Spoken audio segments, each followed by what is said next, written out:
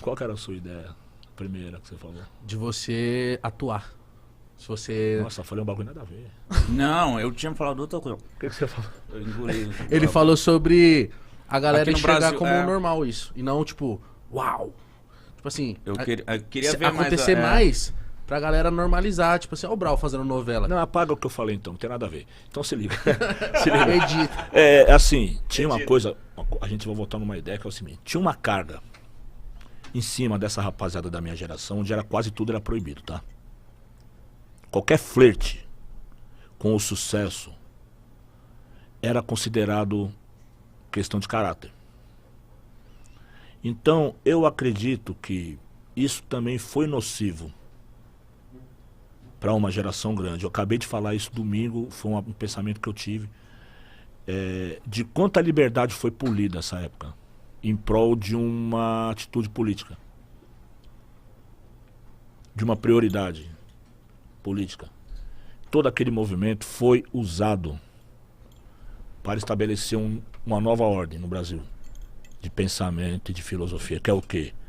Que é o esquerdismo. Todo aquele movimento foi canalizado para ser isso, para fazer isso. Então, se você fosse da época e não vivesse isso, você era um cara excluído do rap. Como muitos foram. Cara que não tinha lado político definido e as pessoas simplesmente paravam de dar importância pro cara. Não precisava ele errar, sabe? Natural. Mas não era uma coisa orquestrada. Era a época. Tá? Se alguém orquestrava isso, não era eu, tá? Eu nunca estabeleci um movimento, é isso, é isso. Pelo contrário. Racionais sempre foi contraditório e muitas vezes esteve sozinho contra todos os outros, que achava que a gente estava traindo a ideia.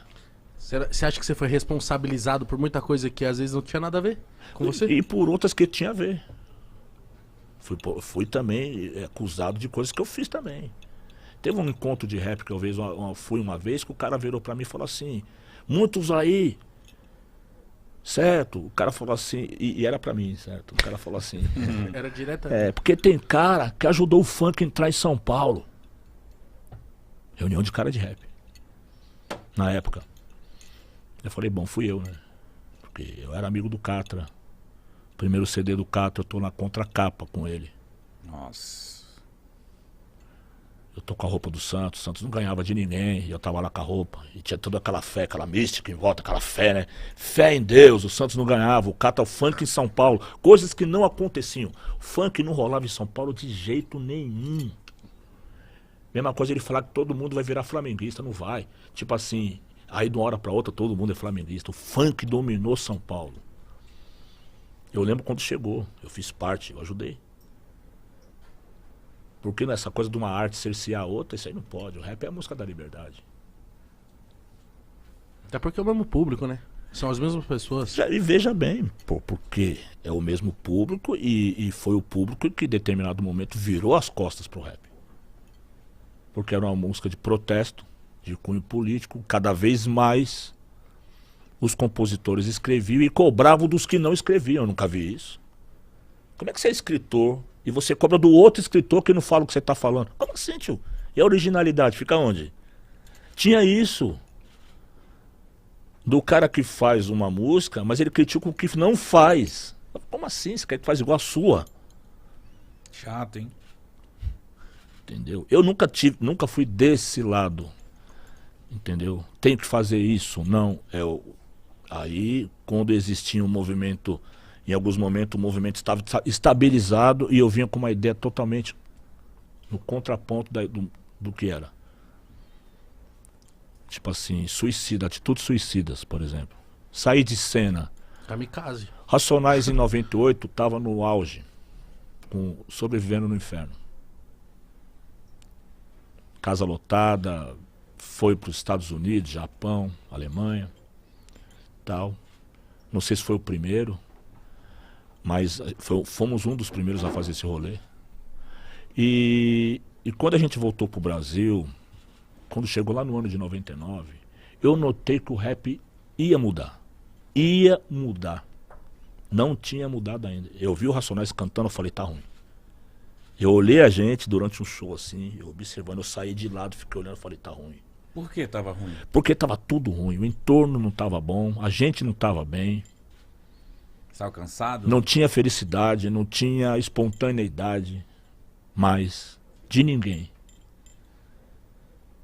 Era uma coisa que precisava ser ultrapassado, ser revisto, para que uma nova geração pudesse ter liberdade de passar. Porque era um movimento emparedado, tipo, o jovem não tinha espaço se não fosse aquilo. E como é que para no auge? Então não estou falando também que eu sou o salvador de ninguém não, que eu que fiz, eu fiz sozinho, não fiz nada sozinho, mas nessa época eu fiz. A gente pensava essas coisas, eu pensava, eu falava com os Racionais, falei, olha, a gente vai ter que sair de cena, tá ruim, o Brasil não é isso, os que tem que ouvir não tá ouvindo, eu percebi na época, os que tem que ouvir não tá ouvindo, tá batendo e voltando, muita violência, já tem muito na televisão, estão assustando as pessoas. E era um clima assim, mórbido. Às vezes colavam uns caras com as bíblias gigantes, assim, com as roupas meio de padre, meio de louco, assim, meio. Cara, quem é esse cara, mano? O cara com uma bíblia gigante no canto olhando pra mim fixamente, assim, falando, mas esse cara vai dar um tiro em mim com essa bíblia, viado. Que, pô, tá ligado? Umas coisas estranhas, porque o rap sempre foi extremado. No Brasil, sempre foi extremado. Ele vai do 8 a 80 rápido. Você não acha que o Sobrevivendo no Inferno também foi religião pra muitas pessoas? Sim, ele é formato religião, você vê? Propositadamente ele parece um livro religioso, mas sincretizado. Esse livro é totalmente sincretizado. Ele começa com Ogum e passa pelo Evangelho, passa pelo catolicismo, tem São Jorge, tem os Santos. tem todo o santo, tem todo o sincretismo brasileiro nesse disco aí, ó. De todas as religiões possíveis, tal, que tem no Brasil, né? Até o Blue fala Alá, Oxalá, Olorum ou do pé, Axé. Ele não fala isso? Fala. Então, que é em Yorubá, fala o Blue poliglota, falando várias línguas. Pô, a língua africana é bonito pra caralho. O brasileiro ele tem que aprender, ele tinha que aprender a falar o Yorubá, é bonito, mano. É difícil. Eu tenho um amigo que tá estudando Yorubá, o Brechó, tá estudando. Mano, o português é muito difícil, meu tio.